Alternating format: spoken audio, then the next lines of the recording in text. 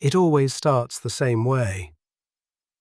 You've been sitting on your leg, or with your knees crossed, lost in something, a book, a game, a long dinner. Then you stand up, and something is terribly wrong. Your foot is gone. Not hurting, not weak, just absent. You look down. It's right there, attached to you, looking completely normal. But you can't feel it. It's like someone quietly unplugged it while you weren't looking. And then it gets worse. The invasion begins. 1,000 tiny needles, prickling and buzzing, marching through your foot like an angry army. For a minute you can barely walk, hopping, wincing, laughing at yourself.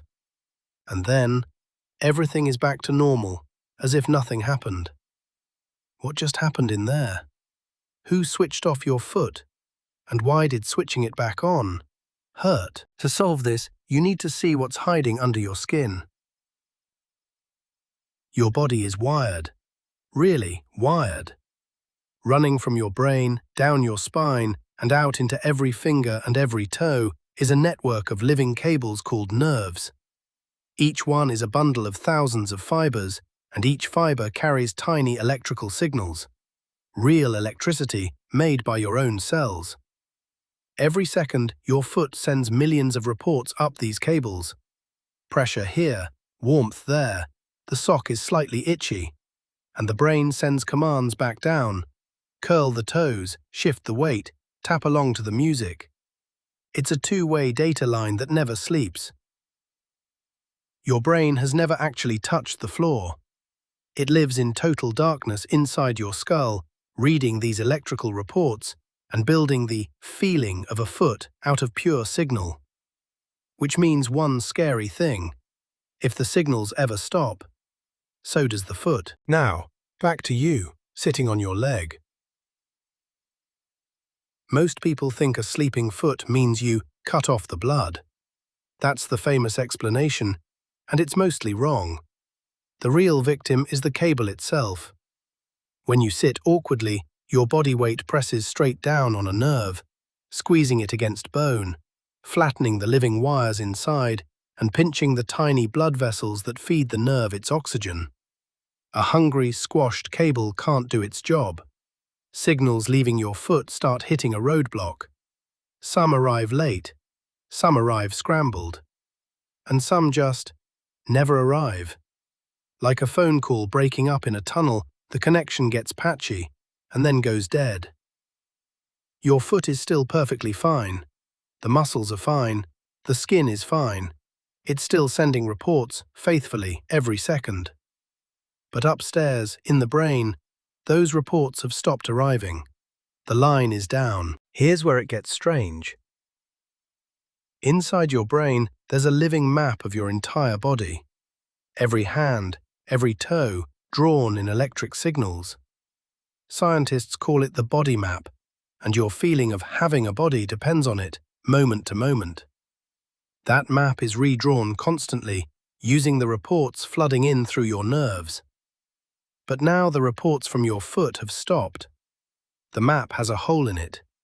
As far as your brain can tell, there's simply nothing down there. Not an injured foot, not a numb foot, no foot at all. That's why the feeling is so eerie. You look at your foot and your eyes say it exists, but your brain's map says the opposite. You're seeing a body part that, according to your own nervous system, isn't currently yours. The foot didn't fall asleep.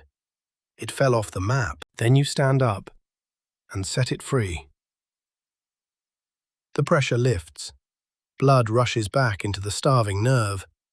Oxygen floods the flattened fibers, and the cable reboots. But a rebooting nerve doesn't wake up gracefully.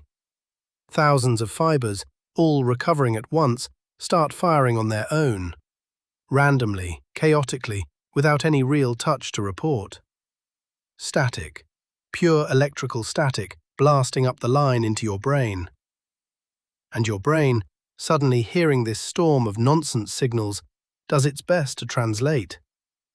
Needles, buzzing, prickling, Electricity. It paints the static onto your foot as that unforgettable pins and needles fireworks show. Nothing is actually poking you. There are no needles. What you're feeling is the raw sound of your own nervous system booting back up, misfire by misfire, until every fiber finds its rhythm again.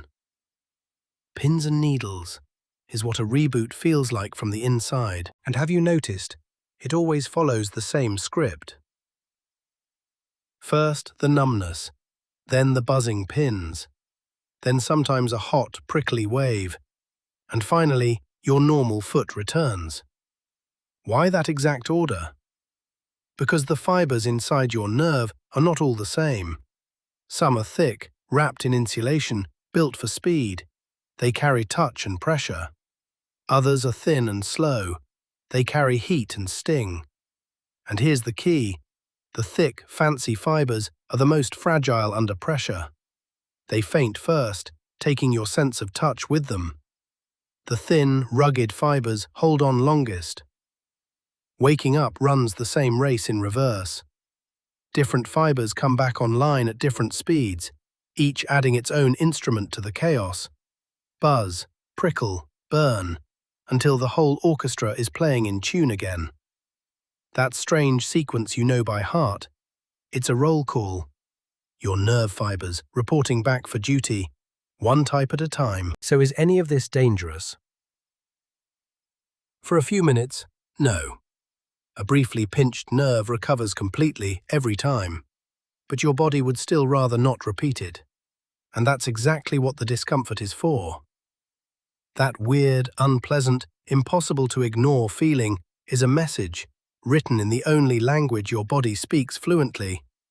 Sensation. The message says, move, change position, free the cable. And here's the beautiful part. Usually you obey without ever being asked. Watch people sitting through a long lecture. They shift, cross, uncross, lean, fidget. Nobody tells them to. Even in deep sleep, your body quietly rolls over dozens of times a night, protecting its nerves and skin while you're not even there to supervise. You have a bodyguard on duty around the clock. Most of its work you never notice. The tingling is just the rare day the bodyguard has to shout. So the next time your foot vanishes under you, look down and appreciate what's actually happening. In that one silly minute, you witnessed something extraordinary. You felt what it's like when a piece of your body drops off your brain's map. And then you heard, needle by needle, the sound of the connection being rebuilt. 100 billion nerve fibers run through you right now, humming with electricity, reporting every breeze, every heartbeat, every sock, so smoothly that you forget the network exists at all. It only introduces itself when something goes wrong.